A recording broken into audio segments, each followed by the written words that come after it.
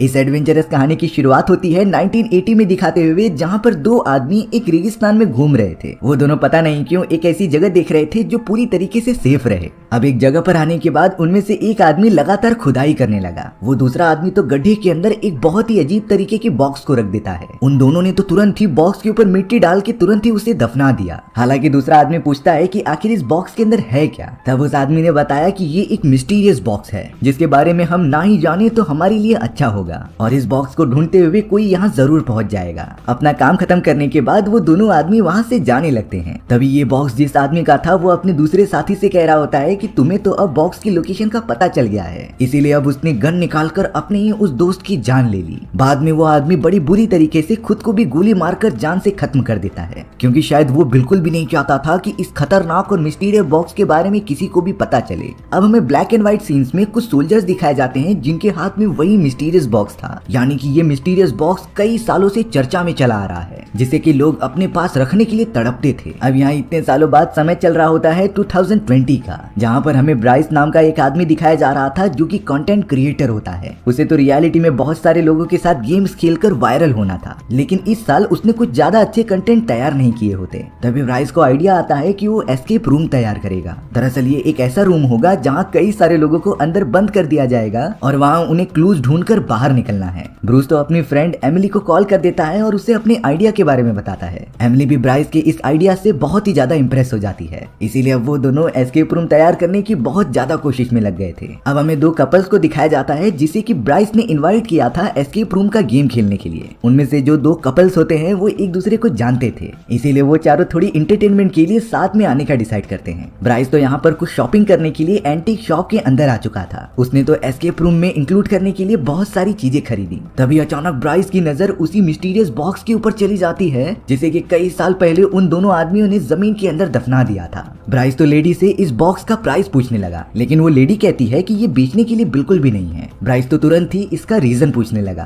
तब जाकर वो लेडी कहती है कि ये बॉक्स बहुत ही खतरनाक है, क्योंकि कहा जाता है कि इस बॉक्स के अंदर शैतानों को कैद करके रखा जाता था। लेकिन यहाँ ब्राइस तो इन सारी बातों से डरता ही नहीं। उसे लग रहा था कि अगर ये बॉक्स वो अपने एस्केप रूम में इंक्लूड कर देगा तब उसका मजा डबल हो सकता था। इसीलिए जब वो एंटीक शॉप की लेडी कुछ सामान लेने के लिए अंदर चली जाती है, तभी ब्राइस ने वो मिस्टीरियस बॉक्स ले लिया और उसकी जगह पे कुछ पैसे वहाँ रख दिए। लेकिन ब्राइस को जरा भी अंदाजा नहीं था कि ये उसकी बहुत बड़ी गलती है। अब यहाँ ब्राइस के प्लान के अकॉर्डिंग उसके सारे दोस्त और कपल्स आ चुके थे एस्केप रूम का गेम खेलने के लिए। ब्राइस तो उन सभी को सारे रूल्स समझा देता है, जैसे कि उन सभी को एस्केप रूम के अंदर कई सारे क्लूज मिलेंगे। उन्हीं क्लूज को समझते हुए तुम सभी को दरवाजे से बाहर निकलना है, वो भी सिर्फ 55 मिनट्स के अंदर चाहे वो कितना भी चिल्लाए लेकिन वो आवाज बाहर नहीं आने वाली, क्योंकि ये एस्केप रूम साउंड प्रूफ है। अंदर कोई भी नेटवर्क या फिर मोबाइल नहीं चलेगा, क्योंकि सिग्नल जैमर्स लगाए गए हैं। अब सारे रूल्स बहुत ही अच्छी तरीके से समझने के बाद सभी लोगों को ब्लैक कपड़ा मुंह पर पहना दिया जाता है। ब्राइस और उसका स्टाफ गेम को चालू करके वहाँ से चले गए थे, जिसके बाद सीन पूरी तरीके से ब्लैंक हो गया। अब यहाँ ब्राइस के सारे दोस्त जब रूम के अंदर जाते हैं तो वहाँ का दरवाजा ऑटोमेटिकली लॉक हो गया था, यानी कि अब से ही एस्केप रूम का गेम स्टार्ट हो चुका है। वो चारों तो अंदर जाकर अपने मुंह से कपड़ा निकालते हैं और वहाँ पर उन्हें एक छोटा सा रूम दिखाई दिया। उस जगह के बीचों बीच रेडियो का एक छोटा डिवाइस रखा गया था जिसे कि शॉन नाम का आदमी जाकर उठाता है। वहीं दूसरी तरफ ब्राइस अपने सीसीटीवी कैमरास की मदद से मॉनिटर पर उन सभी की एक्टिविटीज को देख रहा था। अब यहाँ एस्केप रूम में शॉन उस रेडियो रिकॉर्डिंग को प्ले कर देता है, जिसमें से अचानक एक आदमी की आवाज आने लगी जो अपने बेटे के बारे में बता रहा था। वो कहता है कि मेरा बेटा कोई साधारण इंसान नहीं था, बल्कि वो तो एक शैतान होता है जिसने कि मेरी वाइफ को मार डाला। वो इतना पागल हो चुका था कि उसने अपने भाई बहनों को भी नहीं छोड़ा, इसीलिए मैंने हमेशा के लिए अपने उस शैतानी बेटे को इसी रूम में कैद करके रखा है। लेकिन अब वो आदमी डरते हुए कहता है कि तुम सभी को कोशिश करनी है कि मेरे बेटे को आजाद न होने दिया जाए, क्योंकि अगर वो एक बार आजाद हो गया तो बहुत सारे लोगों की जानें चली जाएंगी। तुम सभी को किसी भी तरीके से मेरे उस बेटे को बाहर निकलने से रोकना होगा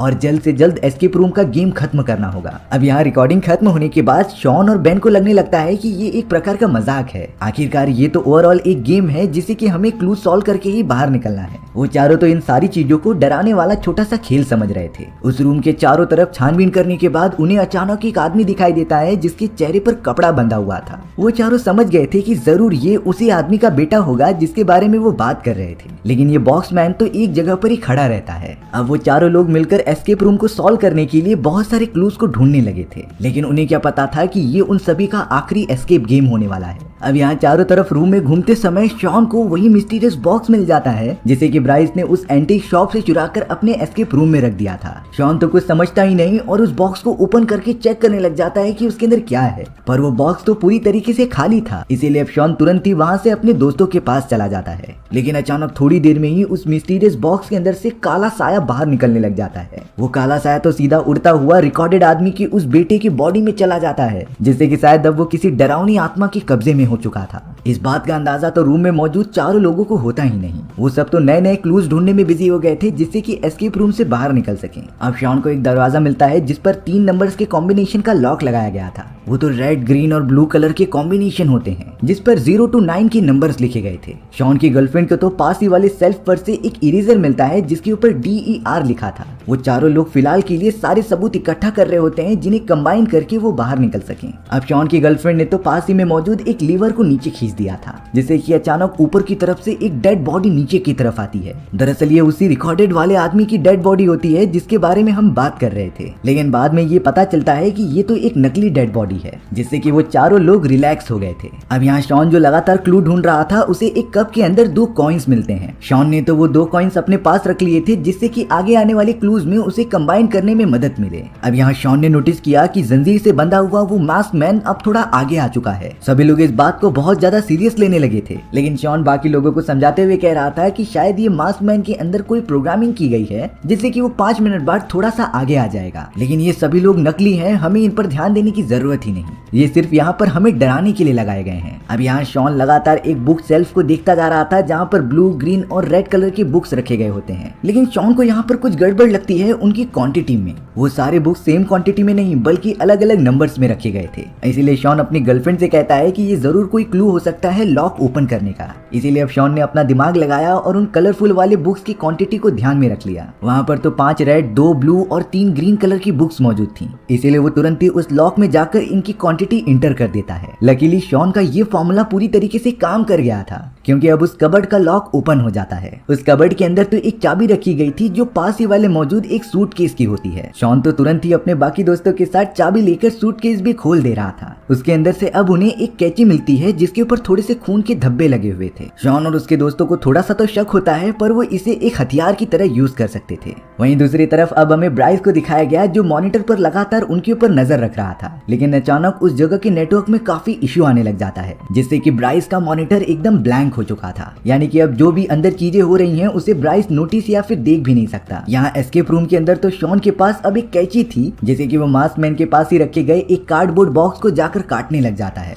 लगातार काटने के बाद शॉन को उस बॉक्स के अंदर से एक ड्रॉर का हैंडल मिला था, जिसे कि वो तुरंत ही निकाल कर अपने दोस्त बेन को दे देता है। यानी कि अब उन्हें सिर्फ एक ड्रॉर ढूंढना है जिसका हैंडल उनके पास था। शॉन और उसके दोस्त बहुत ज्यादा खुश हो रहे होते हैं क्योंकि वो लेवल के और भी ज्यादा ऊपर जाते जा रहे थे। लेकिन तभी अचानक शॉन के ठीक पीछे वही मास्कमैन आ गया था जिसके हाथ में वो नुकीली सीजर होती है। उसने बिना कुछ सोचे समझे शॉन के पीठ में लगातार वार करना स्टार्ट कर दिया। वो शॉन पर इतना हमला करता है कि एक समय के बाद शॉन की मृत्यु हो गई। बाकी बचे हुए तीनों लोग इस बात से बहुत ही ज्यादा डरकर वहां से भागने लगे थे। मास्कमैन तो एकदम बेरहमों की तरह शॉन को मारता ही जा रहा था, क्योंकि रियलिटी में उस मिस्टीरियस बॉक्स से निकली हुई काले साए ने उसकी बॉडी पर कब्जा कर लिया होता है। अब यहाँ बैंड के साथ बचे हुए लोग दरवाजा पीटने लगे थे और चिल्लाने लगे थे कि उन्हें कोई बचा लो। पर अफसोस की बात ये होती है क्योंकि ब्राइस ने तो पहले ही कहा था कि ये रूम साउंड प्रूफ है, यानी कि कोई भी आवाज बाहर जा ही नहीं सकती। वो तीनों तो एस्केप रूम में फंसने के बाद मजबूर हो चुके थे क्योंकि अब बाहर निकलने का कोई रास्ता ही नहीं होता। वो तो सारे पजल्स को सॉल्व करने के बाद ही एस्केप रूम से बाहर निकल पाएंगे। शॉन को मारने के बाद तो मास्कमैन अपनी जगह पर खड़ा हो गया था, जो उन तीनों का वेट कर रहा होता है कि कब उसकी जंजीर और खुलेगी और वो तीनों को मार देगा। अब यहाँ ब्राइस बाहर की तरफ एकदम टेंशन में खड़ा हुआ था। तभी वहाँ उसकी फीमेल फ्रेंड आकर पूछती है कि आखिर तुम ऐसे क्यों बैठे हो, तुम्हारा तो एस्केप रूम का गेम चालू था। लेकिन ब्राइस ने उसे बताया कि नेटवर्क बिल्कुल भी नहीं मिल रहे हैं, जिससे कि मैं सीसीटीवी कैमरास को एक्सेस नहीं कर पा रहा हूँ और अंदर जो भी हो रहा है मुझे उसका आइडिया नहीं। ब्राइस की फीमेल फ्रेंड ने इस कंडीशन को देखते हुए इस ब्राइस को सलाह दी कि तुम्हें एस्केप गेम तुरंत ही रोक देना चाहिए, क्योंकि अब ये काफी खतरनाक हो सकता था। लेकिन ब्राइस तो इस बारे में तुरंत ही मना कर देता है, क्योंकि वो अपने एस्केप रूम को बीच में ही रोक देगा तो तो उसे बहुत ही बेकार रिव्यूज मिलेंगे, जिससे कि ब्राइस के आने वाले गेम्स के ऊपर कोई भी भरोसा ही नहीं करेगा। इसीलिए ब्राइस उस गेम को कंटिन्यू करने का डिसाइड करता है। वहीं दूसरी तरफ बैन, उसकी गर्लफ्रेंड और शॉन की गर्लफ्रेंड अभी तक एस्केप रूम में फंसे हुए थे। फिलहाल के लिए वो तीनों काफी डरे होते हैं क्योंकि मास्क मैन ने उनकी आंखों के सामने शॉन का कत्ल कर दिया और अब तो मास्क मैन धीरे धीरे उनकी तरफ बढ़ता जा रहा था क्योंकि जंजीर खुलते जा रही थी। बैन तो अपनी गर्लफ्रेंड का मोबाइल निकालकर पुलिस वालों से कांटेक्ट करने की कोशिश भी कर रहा था, लेकिन वहाँ सिग्नल जैमर्स लगे थे जिससे कि कोई भी कॉल नहीं कर सकता। वो सभी लोग एक कोने में फंसे हुए थे और मास्क मैन अपने हाथ में वही सीजर लेकर उनकी तरफ बढ़ता ही चला जा रहा था। अब यहाँ बैन को समझ में आ जाता है कि वो इस जगह से तभी बाहर निकल सकते हैं जब क्लूज की मदद से पजल को सॉल्व कर दें। इसीलिए बैन और उसकी गर्लफ्रेंड तुरंत ही अलग अलग जगहों पर ढूंढने लगे जिससे कि वो इस गेम की नेक्स्ट लेवल तक पहुंच जाएं। उन्हें अब एक ड्रॉर मिलता है जिसका हैंडल बिल्कुल गायब था, इसीलिए अब उन्होंने वही हैंडल ड्रॉर पर लगा दिया जिसे कि शॉन ने दिया था, जिसे कि शॉन ने कार्डबोर्ड काट कर उन्हें दिया था। ड्रॉर पर हैंडल लगाने के बाद जब बैन उसे खोलता है तब उसके अंदर से एक छोटा सा बॉक्स बाहर निकला। बॉक्स के ऊपर सिंपल ड्राइंग बनाई गई थी कि 4 कॉइन्स के बदले एक चाबी मिलेगी, इसीलिए अब उन्हें किसी भी तरीके से 4 कॉइन्स ढूंढने पड़ेंगे। बैन को याद आता है कि उनके पास तो 2 कॉइन्स पहले से ही मौजूद हैं जिन्हें कि शॉन ने ढूंढा था, यानी अब उन्हें किसी भी तरीके से 2 कॉइन्स और ढूंढने हैं। बैन और उसकी गर्लफ्रेंड छानबीन करते हुए 2 पेंटिंग्स की तरफ आ गए थे जिस पर उन्हें कुछ शक हो रहा था, इसीलिए वो दोनों लगातार पेंटिंग्स के पैटर्न पर अच्छे से गौर करने लगे होते हैं। अब यहाँ शॉन की गर्लफ्रेंड को हेलुसिनेशन होने लगते हैं कि उसका बॉयफ्रेंड शॉन अभी भी जिंदा है। शॉन की गर्लफ्रेंड पूरी तरीके से आउट ऑफ कंट्रोल हो चुकी थी और वो धीरे धीरे अपने बॉयफ्रेंड के पास आती है, लेकिन उसे क्या पता था कि शॉन तो मर चुका है और ये सिर्फ उसके दिमाग की इमेजिनेशन है। शॉन की गर्लफ्रेंड जैसे ही उसकी डेड बॉडी के पास पहुंचती है तभी मास्क मैन ने उसी सीजर की मदद से शॉन की गर्लफ्रेंड के सर में हमला कर दिया, जिससे कि शॉन की गर्लफ्रेंड की भी बुरी तरीके से मौत हो जाती है।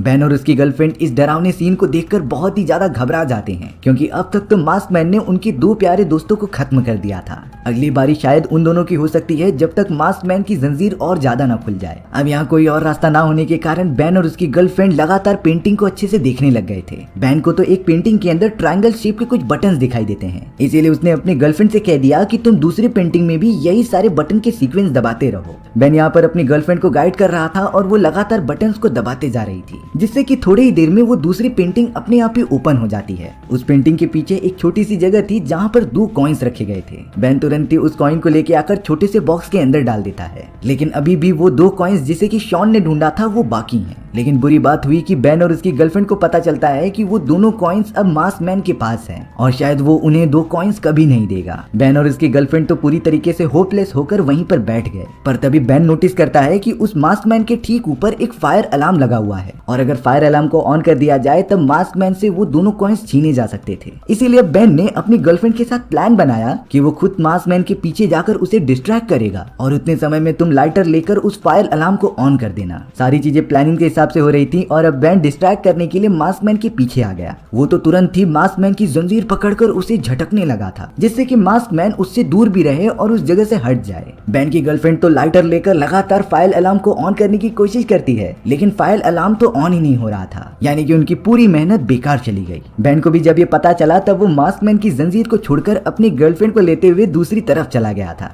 यानी कि उनका ये भी प्लान फ्लॉप हो गया। दोनों कॉइन मास्क मैन के पास ही मौजूद थे जिसे कि अब उन दोनों को लेना था। सबसे ज्यादा बुरी बात तो ये हो गई कि अब सिर्फ 19 मिनट ही बाकी रह गए थे। वहीं दूसरी तरफ ब्राइस की फ्रेंड उसे समझा रही होती है कि हमें ये गेम बंद कर देना चाहिए क्योंकि एस्केप रूम के अंदर उन चारों को कुछ भी हो गया तो सारी चीजें हमारे ऊपर ही आ जाएंगी और हमारे ऊपर पुलिस कंप्लेन भी हो सकती है। लेकिन ब्राइस फिर भी इन सारी बातों पर मानने के लिए राजी ही नहीं था, पर अब वो अपनी फ्रेंड के साथ उन सीसीटीवी कैमरास की फुटेजेस देखने चला गया कि जब से उसके सिग्नल गायब हुए थे। उसने शुरुआत से फुटेजेस देखे तब उसे पता चला कि जब शॉन ने उस मिस्टीरियस बॉक्स को ओपन किया था तब से ये सारी अजीब चीजें हो रही हैं। उसके अगले मोमेंट में एस्केप रूम में मौजूद मास्क मैन जो कि ब्राइस का ही आदमी था वो अजीब तरीके से बिहेव करने लग जाता है। वो तो लगातार कैमरा की तरफ देखने लगा था और अब उसने कैमरा के वायर को भी निकाल दिया, यानी कि यही रीजन हो सकता है जिससे कि कैमरा के सारे सिग्नल्स चले गए। अब ब्राइस को सच में समझ में आ चुका था कि जरूर ये चीजें उस मिस्टीरियस बॉक्स के अंदर से हो रही हैं। यहाँ एस्केप रूम के अंदर बैन और उसकी गर्लफ्रेंड फंसे हुए थे। उनके पास तो बहुत ही कम समय बचा था एस्केप रूम को कंप्लीट करने के लिए, इसीलिए अब बहुत ज्यादा सोचने के बाद बैन ने अपनी गर्लफ्रेंड से कहा कि मैं मास्कमैन के पास जाकर वो दोनों कॉइन्स लेकर आ जाऊंगा। हालांकि बेन की गर्लफ्रेंड उसे ऐसा करने से मना कर रही थी, लेकिन बेन कहता है कि मैं सही सलामत वापस लौटूंगा तुम्हारे लिए। बेन अब बड़ी हिम्मत से खड़ा हो जाता है और मास्कमैन के पास धीरे धीरे आगे बढ़ने लगता है। मास्कमैन भी पहले से बहुत ही ज्यादा गुस्से में उसे घूर रहा था।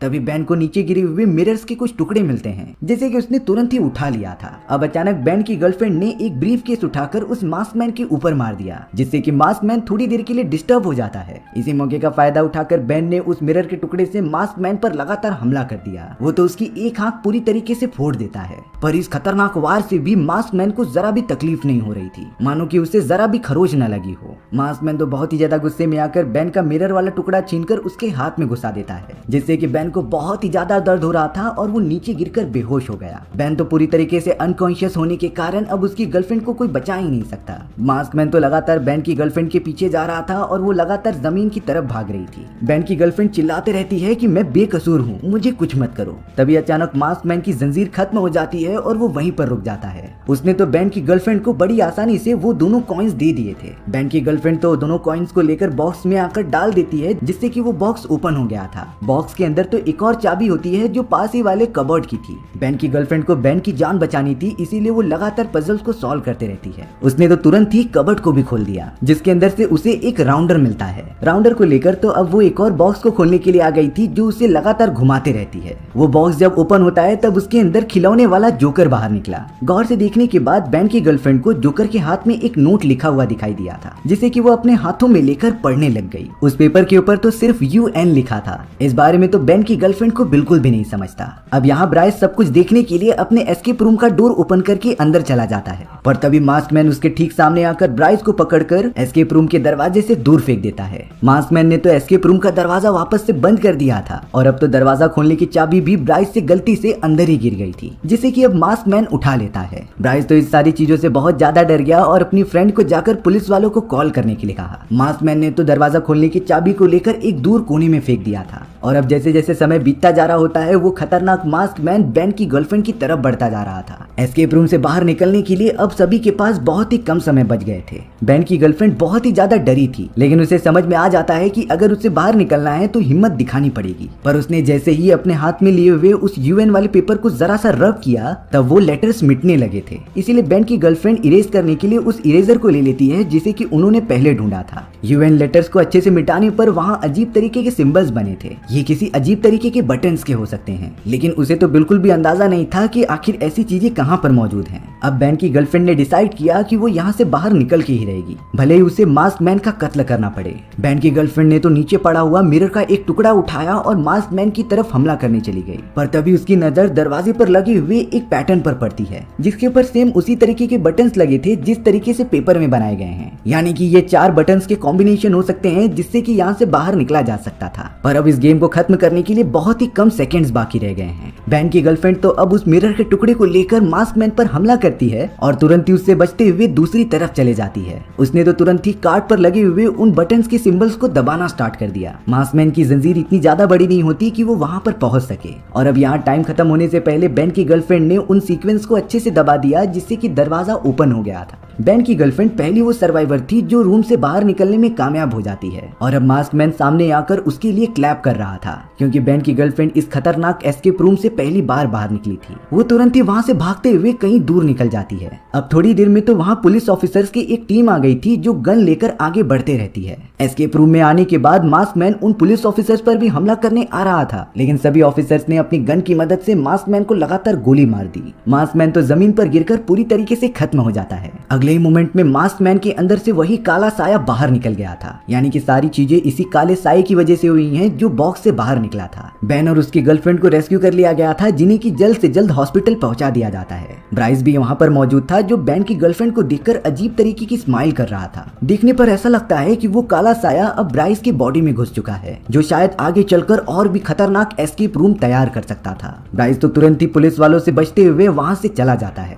अब सब कुछ नॉर्मल होने के बाद ब्राइस की फ्रेंड उसी मिस्टीरियस बॉक्स को लेकर एंटीक शॉप में आ जाती है जिसे कि वो वापस लौटाना चाहती थी। ब्राइस की वो फीमेल फ्रेंड लेडी के पास आ जाती है जहाँ पर वो बता रही थी कि मेरा फ्रेंड ब्राइस कुछ समय पहले इस मिस्टीरियस बॉक्स को लेकर गया था, पर अब वो पता नहीं कहीं गायब हो चुका है। उस एंटीक स्टोर की लेडी यही बता रही थी कि मैंने तो ब्राइस को पहले भी मना किया था इस मिस्टीरियस बॉक्स को ना लेके जाने के लिए, क्योंकि ये बहुत ही ज्यादा खतरनाक है, लेकिन ब्राइस इसे एक खिलौना समझकर लेकर चला गया। अब वो लेडी ब्राइस की फ्रेंड से पूछ रही थी कि क्या तुमने इस बॉक्स को ओपन होते हुए देखा था कि नहीं। ब्राइस की फ्रेंड कहती है कि हाँ मैंने ऐसा देखा था। तभी वो लेडी बहुत ही ज्यादा टेंशन में आकर कह रही थी कि अब वो आत्मा तुम्हारे पीछे आएगी। उसने शायद अब तक तो ब्राइस को खत्म कर दिया होगा, लेकिन अब बारी तुम्हारी है। इसी सस्पेंस वाली एंडिंग के साथ हमारी ये कहानी यहीं पर खत्म हो गई। सो व्यूअर्स, आपको ये स्टोरी कैसी लगी कमेंट सेक्शन में बताना भूलना मत। और अगर आपको मेरा एक्सप्लेनेशन 1% भी अच्छा लगा होगा ना तो वीडियो को लाइक एंड चैनल को सब्सक्राइब जरूर कर देना। मिलते हैं इसी तरीके की मजेदार वीडियोस में, तब तक के लिए बाय बाय।